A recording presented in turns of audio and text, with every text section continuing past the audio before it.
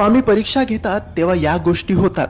या गोष्टी तुमच्या सोबत किंवा तुमच्या घरात सुद्धा होत असतील तर समजून जा की स्वामींची परीक्षा सुरू आहे आणि या परीक्षेत तुम्हाला उत्तीर्ण व्हायचे आहे. मित्रांनो, जेव्हा आपण स्वामींच्या एक मठात केंद्रात जातो, आपण सेवा सुरू करतो आणि मग आपल्याला असं वाटतं की माझ्या अडचणी कमी व्हायच्या तर जाऊ द्या, पण ह्या अडचणी तर वाढता आहेत.